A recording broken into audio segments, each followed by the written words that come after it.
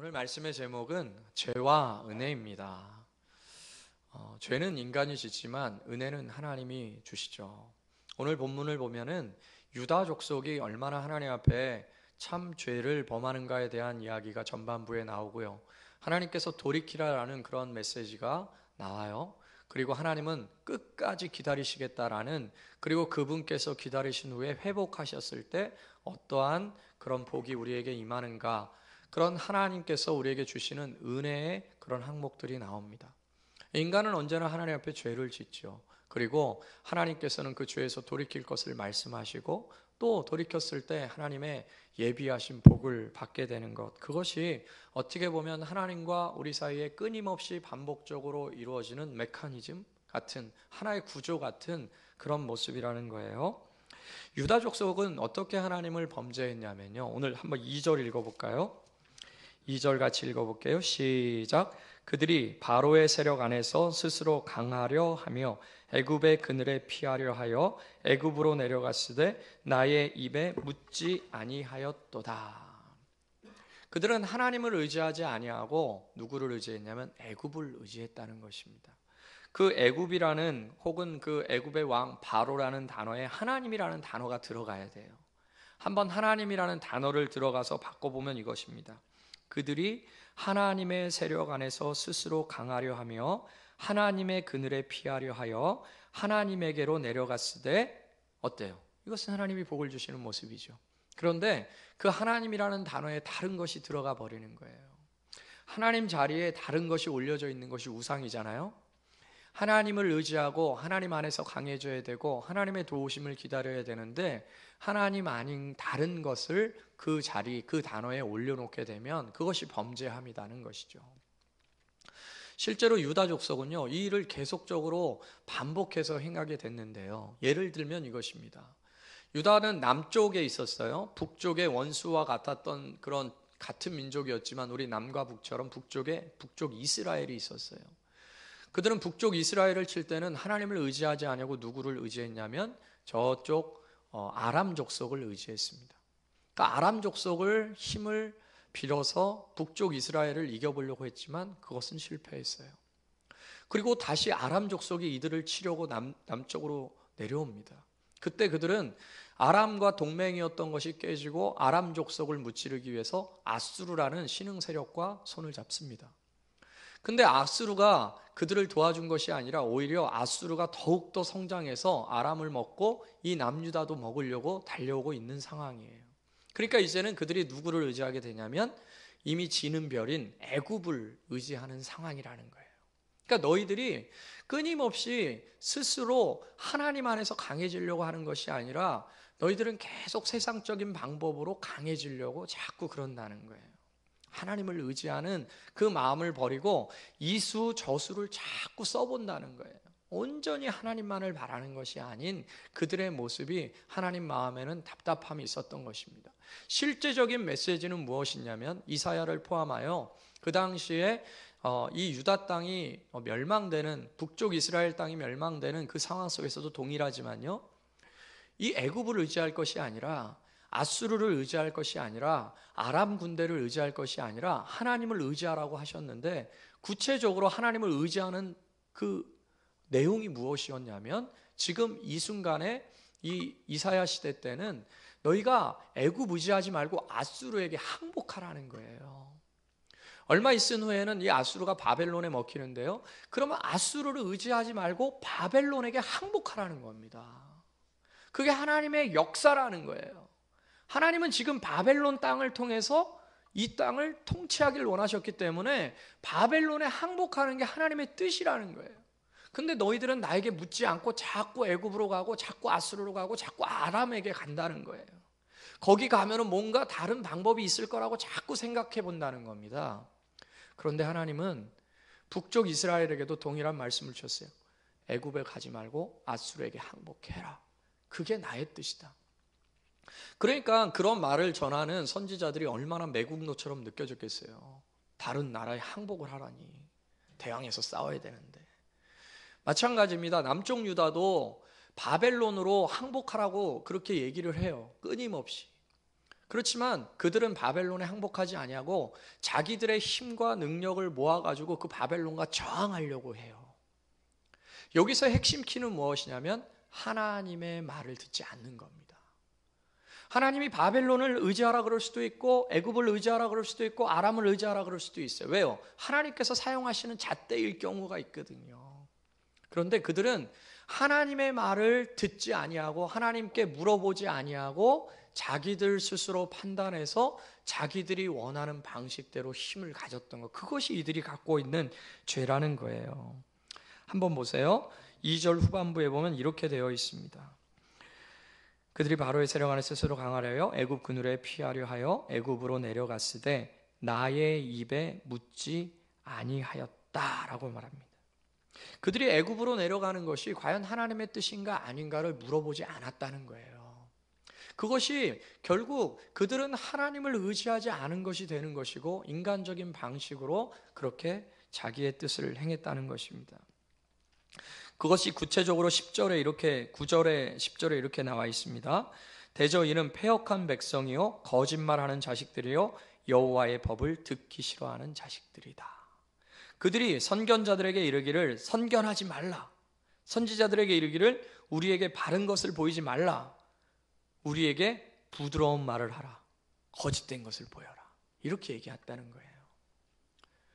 주님께서는 끊임없이 이들에게 말씀해 주세요. 조금 있다가 회복된 그런 상태 속에서도 우리가 좌로 치우치나 우로 치우치나 주님은 언제나 우리 귓가에서 말씀해 주신다는 거예요. 주님의 말씀에 내가 과연 순종하면서 이 길을 걷고 있는가 아닌가, 이것이 하나님 앞에서는 죄가 된다는 것입니다. 그러므로 12절에 보세요. 11절 12절 너희는 바른 길을 버리며 첩경에서 돌이키라. 이스라엘의 거룩하신 일을 우리 앞에서 떠나시게 하라 하는도다. 이게 그들이 선지자들에게 얘기한다는 거예요. 야, 너희들 그런 얘기하지 말고 하나님 얘기하지 말고 인간적인 얘기를 우리에게 가르쳐줘봐 라고 자꾸 얘기한다는 거예요. 과연 하나님의 뜻이 뭐고 하나님이 원하시는 것이 무엇일까에 대한 고민보다는 그런 거는 지금 제쳐놓고 과연 인간적으로 한번 생각해 보자. 지금 이 상황에서 이 난국을 헤쳐나갈 수 있는 방법이 뭐야? 지금 애굽이 그래도 가장 강대국 아니냐? 그 애굽군이랑 우리랑 같이 손을 잡으면 그래도 아수르 이길 수 있지 않겠어? 라고 그렇게 그런 어떤 전략들을 얘기해 달라는 거예요. 그러니까 12절 13절 보세요. 이 죄악이, 그런 것이 죄악이라고 말씀하세요. 너에게 마치 무너지려고 터진 담이 불쑥 나와 순식간에 무너짐 같게 될 것이다. 12절 이러므로 이스라엘의 거룩하신 이가 이같이 말씀하시되 너희가 이 말을 업심여기고 압박과 허망을 믿어 그것을 의지하니 그렇게 무너지게 될 것이라는 거예요. 그러니까 하나님의 말씀을 무시하고 하나님 말씀을 듣지 않는다는 겁니다. 그런데 그 하나님의 말씀은 딱딱한 말씀이고 그 하나님의 말씀은 듣기가 별로 좋지 않은 말씀이다. 그런 것이에요. 그러니까 그런 말씀을 너희들이 버렸기 때문에 너희들은 무너진 담이 불쑥 나타나서 너희들을 뒤엎는 것처럼 곧 멸망하게 될 것이다. 5절을 보세요. 4절부터 보면 그 고관들이 소안에 있고 그 사신들이 하네스에 이르렀으나, 그러니까 그 애굽 땅의 그 지역으로 사신들이 가가지고 우리를 좀 도와주십시오라고 많은 보석과 보물들을 가지고 그들에게 동맹 결의를 맺고 있는 장면이에요. 그런데 5절 그들이 다 자기를 유익하게 하지 못하는 민족으로 말미암아 수치를 당하리니 그 민족이 돕지도 못하며 유익하게도 못하고 수치가 되게 하며 수욕이 되게 할 뿐임이니라. 실제로 이사야의 이 예언처럼 애굽은 아무런 힘도 써주지 못합니다. 애굽도 아수르의 바벨론의 점령을 당하죠. 애굽은 그냥 후퇴해버리고 도망쳐버립니다. 그러니까 실제로 이들이 아무런 유익을 받지 못하고 아무런 도움을 받지 못했다는 거예요. 왜요? 하나님에게 물어보지 아니하고 하나님의 뜻 가운데 가지 않았기 때문에 그들은 하나님이 원하시는 그런 도움을, 하나님이 주시는 도움을 받지 못했다. 그들의 과정은 이런 것이었어요. 끊임없이 선지자들을 보냈지만 듣기 싫다, 말하지 말아라, 그런 것이죠. 참 어떻습니까, 여러분은? 하나님이 말씀하실 때 좀 잘 듣습니까? 안 듣습니까? 주님이 말씀하시는 것들을 잘 좀 이렇게 귀 기울여 듣습니까? 아니면 말하지 말라고 합니까? 오늘 나오는 단어 속에 부드러운이라는 단어가 이렇게 나오는데요. 그 부드러운이라는 단어는 귀에 달게라는 뜻이에요. 귀에 달게. 귀에 듣기에 아주 좋은 얘기, 그런 얘기들만 해달라는 거예요. 이 지금 백성들이 선견자들에게, 선지자들에게 귀에 듣기에 좋은 얘기 해주지, 우리에게 그렇게 듣기 싫은 얘기, 좀 힘든 얘기 하지 말라는 거예요. 그렇죠? 우리가 인간이 자기에게 듣기 좋은 얘기 듣고 싶지, 듣기 싫은 얘기 누가 받나요? 우리는 너무나도 쉽게 입에 쓴 것이, 그죠? 약이다. 그죠? 입에 쓴 것이 약인 줄을 다 알고 있는데 입에 단 건 뭐예요? 이빨이 썩어가지고 충치하고 막 그냥 나중에 힘들죠. 우리 그 애기들이 그 충치를 뺄 때 우리 큰애가, 저희도 처음 이제 어린이 그 치과를 갔었잖아요. 근데 여러분, 그 평촌에 모코아 있어요. 모코아. 모코아. 여기 10층에 무슨 어린이 치과가 있어요. 거기 가서 또 이런 얘기 하지 마세요. 안 하시겠지만 워낙에 작은 교회이기 때문에 막 몇만 명 교회면 이런 얘기하면 큰일 납니다. 근데 모코아의 10층에 있는 치과에 갔는데 애잖아요. 그런데 막 쑤셔요. 막 이렇게 막 쑤시는 거예요. 그러니까 예인이가 막 너무 놀래가지고 막 으악! 얘가 3살 때 저를 이겼던 힘이 있거든요. 아빠 나한테 왜 그래? 그러면서 막 닌게를 꽂으려고 할 때 괴력의 힘으로 저를 물리친 적이 있어요. 그 힘으로 막 이제 간호사들을 막 그렇게 하니까, 그때는 뭐 5살이었네, 6살이었네. 아무튼 더 힘이 막 세지고 막 괴력이 나오고 삼성 같은 괴력이 막 나오니까 이 간호사들이 감당을 못 하는 거예요. 근데 제가 보니까 아이를 못 다뤄요. 어린이 치과인데. 왜냐면 요 가까운 데 갔더니 그 장 목사님이 있었던 그 거기에 이미소 치과라고 있어요. 거기 갔더니 애들이 정말 잘해요. 예원이도 하나도 안 아프게 하고. 근데 막 되게 아프게 했던 것 같아요. 그래가지고 얘를 꽁꽁 묶더라고요. 꽁꽁 묶었어요. 그러니까 그 공포가 있는 거예요. 공포. 치과는 자기를 묶고, 한번 생각해 보세요. 어른도 한번 묶고 이거를 막 하는데 이거를 못 움직이게 하고 막 그냥 입도 이렇게 딱 해놨어요. 그러니까 너무 놀란 거죠. 애가, 어린아이가. 근데 저는 그것도 모르고 밖에서 그냥 잘 치료받는 줄 알고 그렇게 있었죠. 그러고 난 다음에 우리 예인이가 한동안은 사탕을 안 먹어요. 그리고 우리 예원이도, 하민이도 누나가 그렇게 고통스러웠다, 우리 예원이가 치료받고 난 다음에는 사탕을 안 먹어요. 너무 아팠으니까. 여러분, 입에 달면 우리가 자꾸 먹죠. 근데 입에 쓰면 잘 안 먹으려고 해요. 근데 요즘 또 하민이가 사탕을 목숨 걸고 먹습니다. 막 먹어요. 걔가 사탕을 안 먹게 하는 방법은 뭘까요? 충치가 생겨가지고 막. 그러니까 우리도 마찬가지예요. 하나님 앞에서 누구든 단 게 좋죠. 누구든 부드러운 게 좋죠. 누구든 싫은 소리, 내가 하고 싶지 않은, 내가 원치 않는 소리를 들었을 때는 누구든 그 소리를 들으려고 하지 않죠. 그런데 그 정도가 너무 심한 겁니다. 이들은 심지어 거짓말을 해서라도 나에게 부드러운 얘기를 해달라고 얘기를 해요. 한번 보세요. 10절. 그들이 선교자들에게 이르기를 선견하지 말라, 선지자들에게 이르기를 우리에게 바른 것을 보이지 말라고 얘기해요. 우리에게 부드러운 말을 하고 거짓된 것을 보여라, 이렇게 얘기를 해요. 그러니까 이들의 정도가 얼마나 세속적이 됐고, 그죠?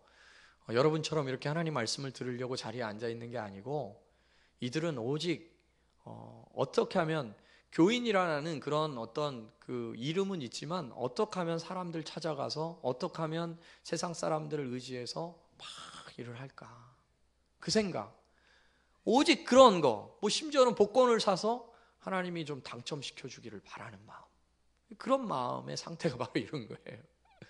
우리 재밌는 게 탁구성교에서 그 상품으로 시합하면 로또를 준 거예요. 우리 안수 집사님이, 회장님이. 그래가지고 제가 첫 해는 그냥 가만히 있었어요. 근데 2회째도 로또가 또 나오는 거예요. 그래서 제가 씩 웃으면서 그랬어요. 다음부터 로또는 안 됩니다. 교회에서 로또가 뭡니까? 그랬더니 다음부터는 안 하시겠다 그러더라고요. 그냥 재미로, 그냥 즐거움으로. 그리고 또 단서가 있어요.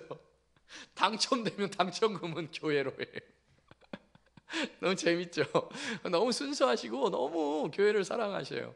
당첨금은 무조건 교회를 해요. 그리고 본인이 다 적어놨대요, 그 번호를. 그래서 자기가 당첨되는지 안 되는지 다 살펴볼 거래요. 사실은 어떻게 보면 교회는 로또 당첨돼서, 물론 우연히 산 로또가 당첨되게 하나님이 하실 수도 있겠죠. 그렇지만 하나님 로또 당첨되게 해주세요 라는 기도는 어떻게 보면 나한테 그런 말 하지 말고, 듣기 싫은 말 하지 말고, 야 너 로또 샀냐? 당첨될 거다. 하나님이 당첨되게 해주실 거다. 그러면 어떻게 해요? 하이 아멘. 아멘! 이렇게 다 로또 당첨 좋으니까.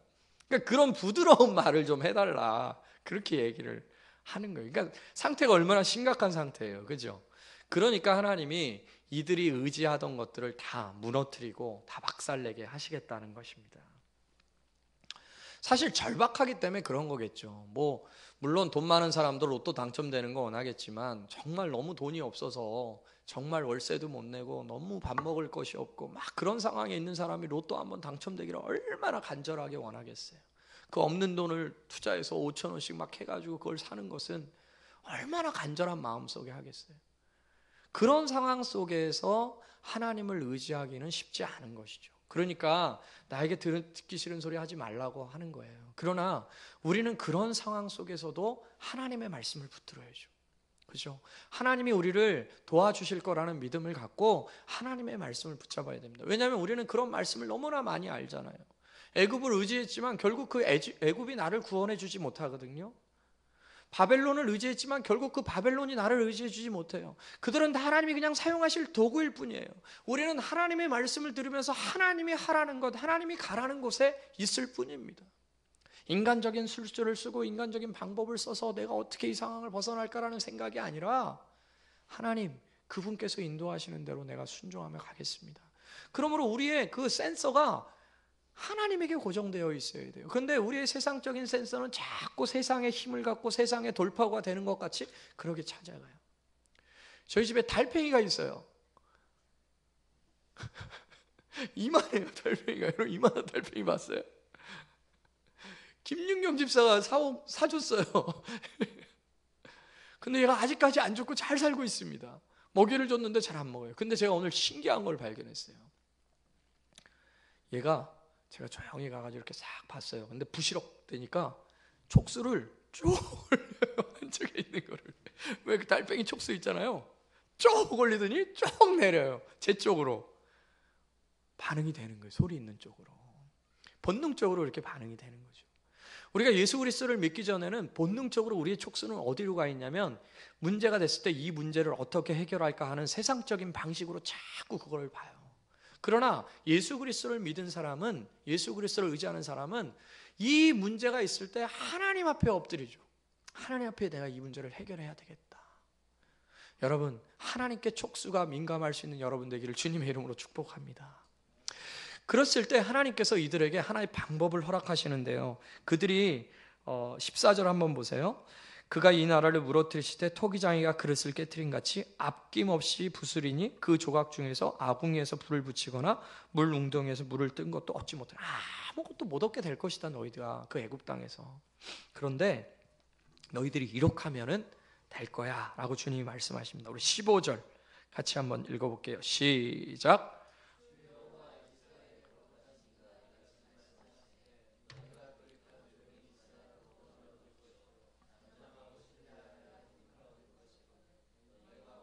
예, 주님이 어떻게 우리에게 구원을 얻고 힘을 얻느냐, 너희들을 지금 공격해오는 그 아스루 군대, 바벨론 군대를 어떻게 너희들이 이겨낼 수 있느냐, 주님이 방법을 가르쳐 주시는데, 너희가 돌이켜서 조용히 있어야 구원 얻는다는 거예요. 막 돈분서주 그렇게 왔다 갔다 하지 말라는 거예요. 막 너희들이 어떤 문제를 해결하려고 막 왔다 갔다 하지 말라는 거예요. 그리고 잠잠하고 신뢰하여야, 잠잠히 하나님을 신뢰하여야 힘을 얻게 될 것이다. 여러분 지금 우리 교회가 이제 부동산에 이렇게 내놨거든요. 한번 보려고 잘 나가나 안 나가나, 우리 교회가 과연 팔리나 안 팔리나 잘 내놔봤어요. 잘 내놔본 게 아니라 잘 팔리나 안 팔리나 내놔봤어요. 그리고 기독정보넷이라는 크리스찬 광고 내는 곳이 있어요. 그곳에 한 달 전인가요? 한 달 반 전인가 좀 내놔봤어요. 한 달 정도 된 것 같아요. 그죠? 한 달 전에 한번 내놔봤어요. 과연 이게 팔리나 안 팔리나. 팔릴 것 같습니까? 안 팔릴 것 같습니까? 이 건물을 살 때 우리는 팔 생각으로 산 건 아니지만 이 건물을 살 때 여기서 나가기는 쉽지 않을 거다. 그런 마음으로 샀어요. 거의 모두가. 이 교회를 사자라고 그때 한 20여 명 분이 같이 동의하고 그럴 때 이 건물이 나갈 거라고는 아무도 상상 못했습니다. 왜? 이 지하에 이 넓은 공간을 누가 사겠어요? 근데 여러분, 이번 주만 4군데서 보러 왔어요. 4군데서. 팔을까요 말을까요? 칼자루는 우리에게 있어요. 손자루는 우리에게, 뭐예요? 이거는 우리에게 있어요. 성도들이 한번 상의해 봐야죠. 좀 더. 솔직히 저는 팔고 싶은 마음 없어요. 팔고 싶은 거는 이제 재정적인 유동 자산이 많지 않고, 그리고 여기가 우리한테는 너무 커서 마치 저희 집이 지금 26평에 사는데 저희 집이 56평에 산다고 생각해 보세요. 너무 크잖아요, 우리한테는. 우리 홍전서가 혼자 사는데 80평에 혼자 산다고 생각해 보세요. 너무 무리잖아요. 혼자 골프 칠 것도 아니고 거기서. 예? 그와 같이 좀 우리 교회가 좀 사이즈가 너무 크니까 우리 교회 조만한 인원수로는 너무 크다라는 생각 속에 그런 거지, 사실은 팔고 싶은 마음이 전혀 없어요. 이곳은 너무 좋은 환경이거든요. 좋은 환경이라는 게 무슨 뭘 좋습니까? 건물도 다 허름하고 다 쓰러지지만 다른 것이 아니고 전도하기에 너무 좋아요. 전도하기에. 그리고 제가 오늘 곰곰이 생각해 봤는데 한 지역에서 최소 5년 10년은 있어야 그 지역에 사람들이 오지 않겠어요? 그죠?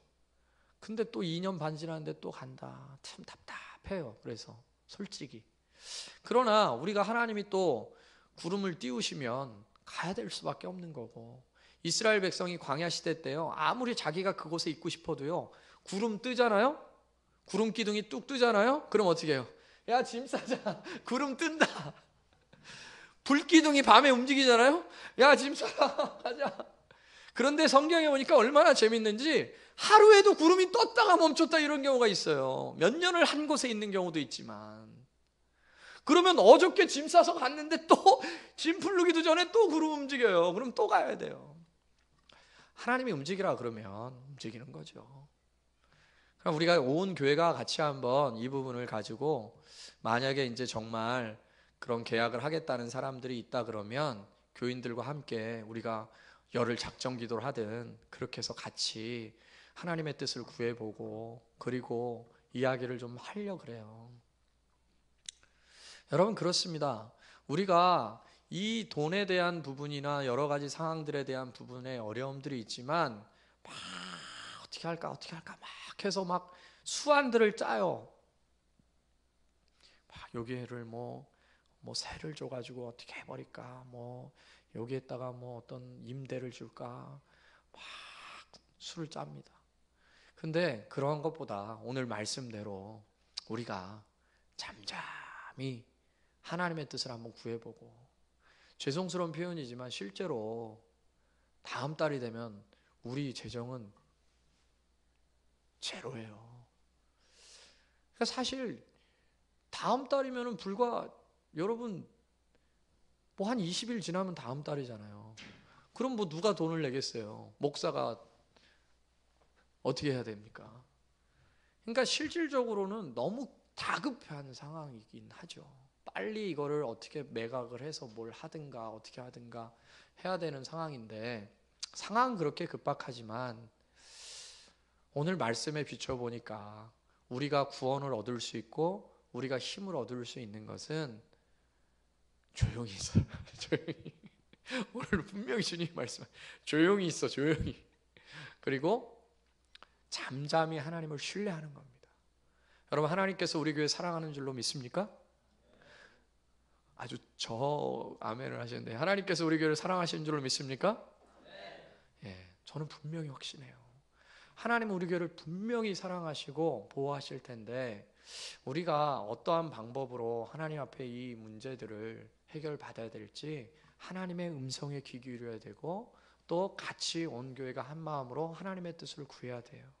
그럴 때 하나님께서 우리에게 힘을 주시고 우리에게 구원의 방도를 허락하실 것입니다. 그렇게 하나님을 의지하고 나아갈 때 하나님이 이들에게 어떻게 대우하시는지를 한번 보세요. 18절을 보세요. 너희들이 세상을 의지했을 때는 넘어질 수밖에 없고 쓰러질 수밖에 없지만, 그런 너희들의 모습이 있을지라도 18절 같이 한번 읽어볼게요. 시작. 그러나 여호와께서 기다리시나니 이는 너희에게 은혜를 베풀려 하심이요 일어나시리니 이는 너희를 긍휼히 여기려 하심이라.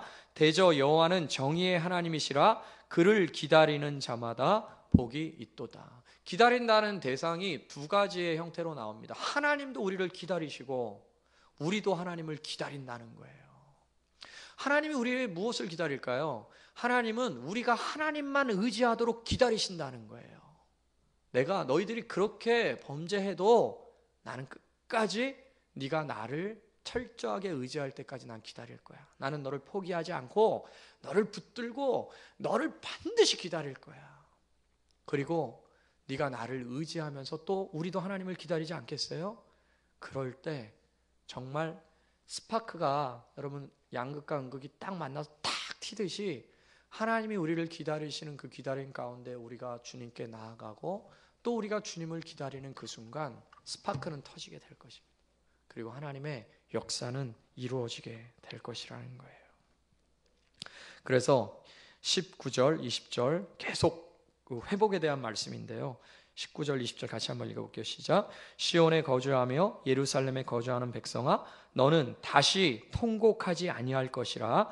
그가 내 부르짖는 소리로 말미암아 내게 은혜를 베푸시되 그가 들으실 때에 내게 응답하시리라.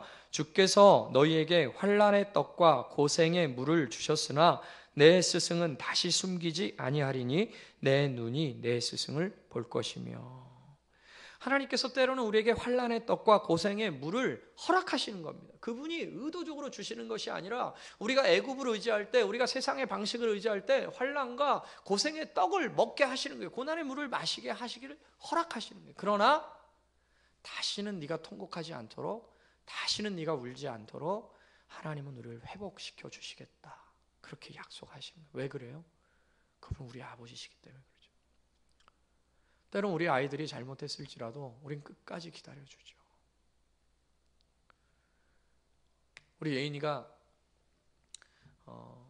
어제 그런 말을 해요. 그러면서 막 아이들한테, 애들이 떠드니까 차 안에서 막 신경을 조용히 해! 자기는 중요한 얘기를 하는데 예인이가 이런 얘기를 하는 거예요. 하나님은 내가 천국에 갈만하다라고 생각할까? 무슨 소리야 했더니, 아니 내가 예수님은 믿지만 내가 잘못된 일을 하고 못된 일을 하고 그럴 때도 내가 천국 갈 수 있어? 딱 그러는 거예요. 그래서 내가, 그럼 그렇지, 당연히 가지. 근데 내가 막 잘못해서 뭐 하나님 마음에 안 들게 하고 예수님 믿는다고 하면서 못된 짓 하고 그런데도 천국 갈 수 있는 거야? 그래서 제가 뭐라 그랬을 것 같아요? 예인아, 만약에 아빠가 네가 나쁜 짓 한다 그래서 예인이 너를 집에 못 들어오게 할까? 못 들어오게 할 수도 있어요. 그렇지만 못 들어오게 할까? 아빠가 네가 아빠 얼굴에 창피하도록 그렇게 행동을 했다 그래서 너는 내 딸 아니야, 앞으로 우리 집에 오지 마, 그렇게 얘기할까? 아니, 아빠는 안 그러겠지. 하나님은 아빠보다 사랑이 더 많으셔. 하나님은 너를 사랑하시고 너는 하나님의 자녀이기 때문에 그래. 그랬더니 정말 그러더라고요. 안심을 하는 것 같아요. 본인이 뭔가 잘못을 했는지.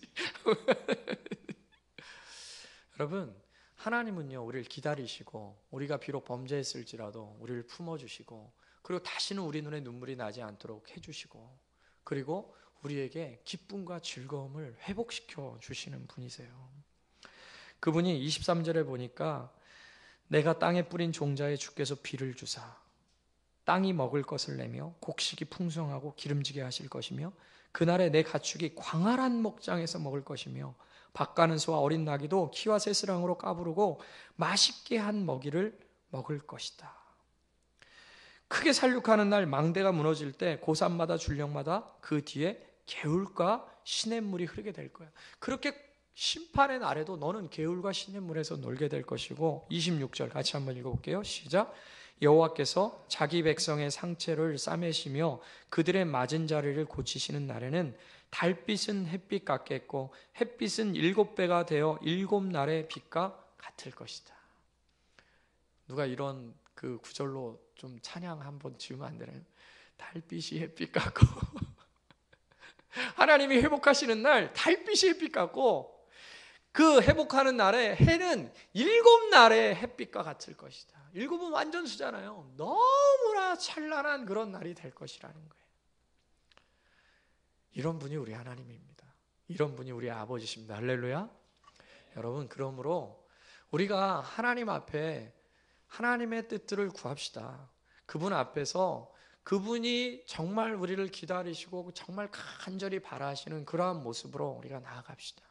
때로는 우리가 범죄했을지라도 그분은 내치지 아니하시고 우리를 받아주시지만, 그 모든 것을 아는 우리들은 하나님의 마음을 아프시게 할 게 아니고 하나님의 마음에 못을 박을 것이 아니고 하나님이 기뻐하시는 대로 하나님의 말씀을 듣고, 때로는 내 귀에 혹은 내 입에 쓰고 내 귀에 듣기 힘든 것이라 할지라도 하나님께서 주시는 그 말씀들을 내 마음에 품으면서 나아갈 때 우리는 정말 달빛이 햇볕으로 바뀌어지는, 그리고 해가 7배나 더 밝은 그런 해로 우리가 앞에 다가오는 날을 반드시 맞이하게 될 것입니다. 이 하나님의 절대적 은혜가 저와 여러분 삶 가운데, 이 새빛교회 가운데, 이 땅 가운데 가득 넘쳐날 수 있기를 예수님의 이름으로 축복합니다. 우리 같이 한번 찬양합시다.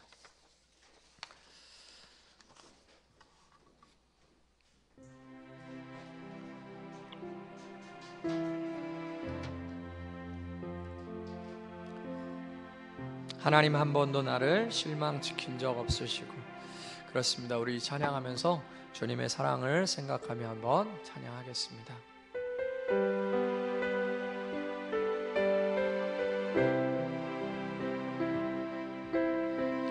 하나님 한 번도 나를 실망시킨 적 없으시고, 언제나 공평과 은혜로 나를 지키셨네. 지나온 모든 세월들 돌아보아도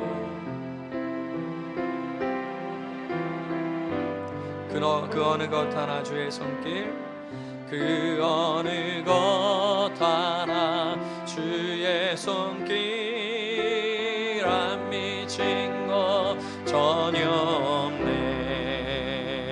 오 신실하신 주, 오 신실하신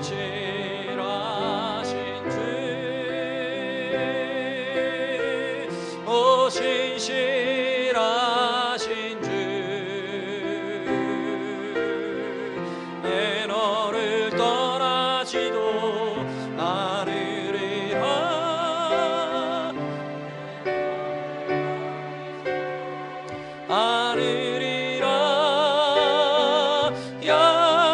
약속하셨던 주님, 그 약속을 익히사 이후로도 영원토록